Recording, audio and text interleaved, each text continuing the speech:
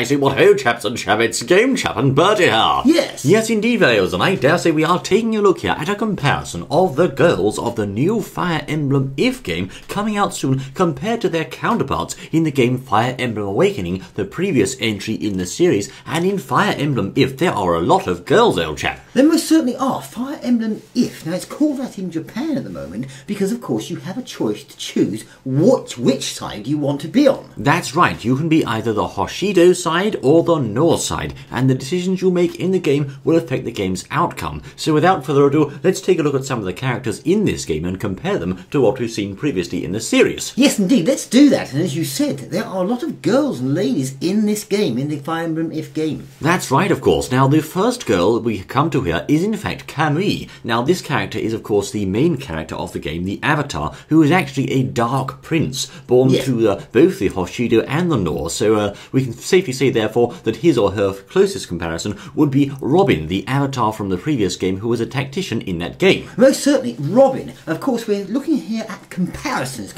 between the two. And as you said, Robin, now in Fire Emblem Awakening, your avatar could use swords and tomes, and he or she was a tactician class. That's right, and of course now in the new Fire Emblem If, your avatar can actually use both swords and dragon stones. So rather than using tomes, they can actually now transform into a dragon, and they also have what seems to be a limited terraforming ability. They most certainly do, yes indeed. In other words, they can build bridges on the battlefield and foreseeably do other things as well. That's right, of course. You have quite an interesting character here that does differ quite a lot from Robin in the previous game, and of course you can make that either male or female. You can presumably customize their appearance depending on how you feel, and of course that's the main character who will be going either the Hoshido or the Nor route. Yes, that's correct, yes. Now, another one we could look at is, well, this character here. We don't know the name at the moment. We don't know her name. We do know she is possibly a dancer, but we can't say for sure. Now, goodness me, who is her closest comparison in Fire Emblem Awakening? Well,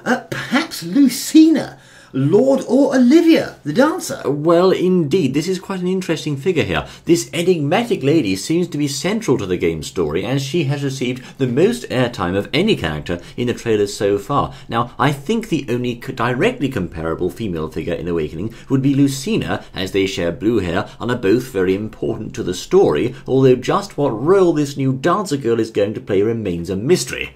Yes, it does. Now, in terms of appearance alone, Olivia the dancer is also comparable, as we just said there. Yes, although Olivia not really important to the story per se in the previous game. This is true, yes. Now, although she appears unarmed in the trailers, her weapon of choice seems to be some kind of lance or possibly staff, as can be seen in her official artwork. That's right, and of course Lucina, on the other hand, used the parallel falchion, a powerful sword in the previous game. Now, whether or not you're going to be able to marry the dancer remains to be seen, but I think it's quite a likely possibility. Well, it's possible. It could be, yes, indeed. But certainly, as we say, the game is focusing very much on females. This time round, it's seen. That's right. And then we come, of course, to the Hoshido girls. Now, first we have another unknown figure here. This lady is possibly the Empress, Exalt, or Queen of Hoshido, and I think her closest comparison, therefore, is Emerin, the Exalt and Sage from Fire Emblem Awakening. Most certainly, I would think so, yes, indeed. Now, the regal and feminine lady who appears in the second trailer has not yet been named. That's her, yes. Yes, indeed, but it's safe to assume that she is very likely the ruler of Hoshido. I think so. Now, she doesn't seem to have any weapons, but as I said earlier, her closest comparison there would be Emerin, who is the Exalt. Now, Emerin was a Sage class, meaning she could attack with tomes, but this ability was mostly unused in the actual game.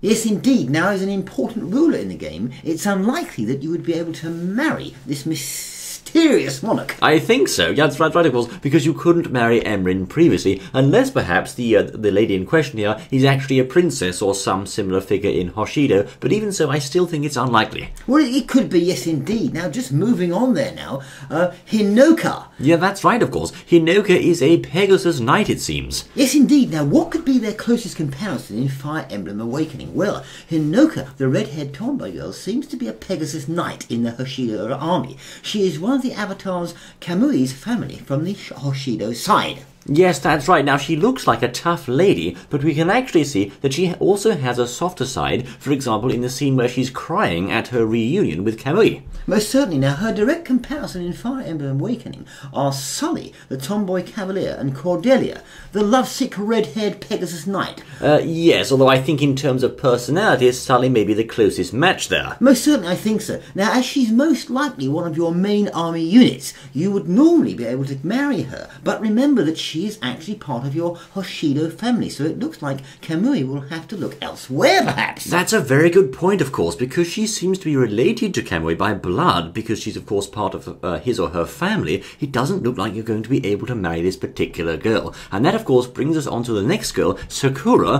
who is also Hoshido and probably a cleric. Now, this lady is a girl with reddish-pink hair, and she's Kamui's younger sister from Hoshido. In other words, she is a Hoshidan princess. Yes, she is. Now, if you look closely, you can see that she's carrying some kind of staff, and she also mentions the wounds of Orochi, another female character, in a later scene. So she's probably a cleric, a class of healing unit, I think. I think you're right there. That means her equivalent in Awakening would probably be Lissa, Crom's little sister, and the game's first healer. You'll have to keep Sakura away from the front lines while using her to heal up anyone who's wounded on the Hoshido side, and once again, as she's directly related to Kamui, marriage will almost certainly be out of the question, whereas you could marry Lissa in Awakening. Yes, indeed, you could, yes. That's right, of course. Then we move on here to a Myrmidon, a Hoshidan Myrmidon, known as Kazuhana. She is another tough girl. Ah, yes, indeed. Now, Kazuhana is another tough girl, as you say. One of Kamui's and Sakurai's bodyguards. Oh, Sakura's even, that's right. Sakura's. And she boasts that she's Sakura's most loyal retainer. Yes, indeed. Now, her fighting style is very similar to that of Lonkyu, a male Myrmidon from Fire Emblem Awakening. But perhaps a close female match to her would be Severa. Yes, I think so. Yes. She's a mercenary who appears much later in the story, of course. Yes. Now, this Kazuhana does not seem to be related by blood to the Avatar, so it's quite possible that Kamui would be able to marry her if he so chose. It's possible. So there's your comparison there to that character. Let's move on to the next. That's Kazuhana, of course, and then we come to the character you just mentioned there, Bertie, Orochi. Now, she is also Hoshido and possibly mage. Now, her closest comparison is quite hard to say. I'm going to put Tharja out there as a possibility. Now, this brown-haired girl appears briefly in a conversation and also in a battle where she uses some kind of ice-based attack. Yes, she sports a revealing outfit and has a distinctly Eastern hairstyle. That's right. Now, as I said, she does not seem to have a direct equivalent in Fire Emblem Awakening, although a girl with a similar figure and similar class would be Tharja, but she lacks the Eastern appearance. Now, Seri has a similarly oriental design, that's Seri from Fire Emblem Awakening, but she's a swordsman, meaning Orochi is quite an interesting and unique female newcomer. Yes, indeed. Now, it's quite likely that you would be able to marry this girl in the game if she takes your fancy in the game, as it were. You know? I think so, because Yes. of course she doesn't seem to be related by blood once more to the Avatar character. Yes. Then of course we come here to another rather interesting newcomer, I have to say, who is Felicia. Now she is a maid and possibly a cleric. Yes, indeed. Now, this maid is an unusual newcomer. She beckons her master or mistress, I should say, Kamui, to wake up in the morning in the only scene where she appears. That's right. Now she of course also has a Norian counterpart who is unnamed as yet and has blue hair instead of blonde. Yes, now she's presumably a loyal maidservant of the Avatar and may follow him, or her as it were, throughout the game. I think so. It's also possible that she could engage in battle also, although her class would be a complete mystery at this point, perhaps a cleric. Yes, now her equivalent in Awakening, what could it be? Well, perhaps Shursh, the maidservant of Virion. Yes, I think so, although Shursh could more accurately be termed a battle maid with her fondness for wyvern riding and slashing her enemies with axes. Yes, it's a good point. Now, it's entirely possible that the Avatar Good could be given the option of marrying his maidservant in the game. So, yes, perhaps on that one. I think so. It's quite possible he could choose to go the maidservant girl route there. It's an interesting comparison. We come next to the No girls. Now, these are quite interesting. There's actually only a couple of these that we know of at present, but we have an interesting one here, Camilla. Now, Camilla is a No and possibly a wyvern rider, and I think she's already quite notorious. Now, some may take this seductive lady for a villainous type, but she actually seems to be quite caring and gentle towards Kamui the Avatar. Yes, indeed. Now, in one scene, she appears worried about Kamui, suggesting she may have a family connection towards the Avatar.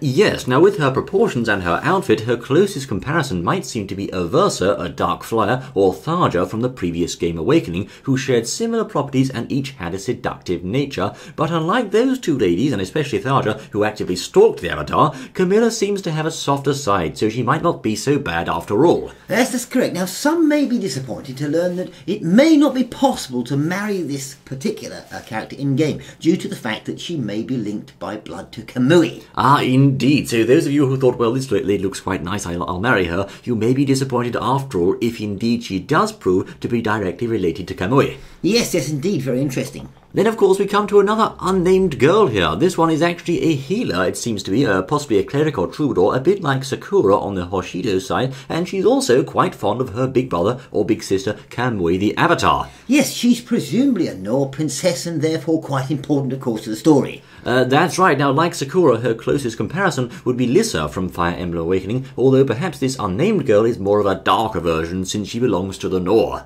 Yes, that's right. Now, again, marriage would not be likely considering her blood relation to the Avatar. That's quite right, of course. So we do have a lot of interesting comparisons here. We can actually draw straight lines from some of these girls to the girls in Fire Emblem Awakening. And as we said at the start of this particular video, there are a lot of girls this time, although it seems that if they truly are linked to the Avatar by blood in many cases, as they seem to be here, you may not be able to marry as many of them as you might have first thought. Exactly. So lots of girls and ladies in this game coming up the Fire Emblem, if as it's being called at the moment, because of course you've got choices. That's right. Rather fun and interesting. Hope you enjoyed that little comparison there of the older game to the one that's coming up now as much as we did. And we think it's going to be a rather good game. Looking forward to it. I think they've got a lot of very interesting characters here. They've got some good female characters here. Also, of course, on the male side, there are many interesting characters too. I think the story is shaping up to be something quite unique and unusual. Very interesting route for Fire Emblem to go. And I'm very much looking forward to the game, as I'm sure you all are out there as well. Most certainly, yes indeed. Very strategic game, a bit like playing chess actually. Perhaps, old boy. Yeah. Indeed, this has been Game Chairman Bowden presenting you a comparison of the girls of Fire Emblem If. Thank you most kindly for joining us, and we look forward to seeing you once more on the next exciting outing, my word. Until then...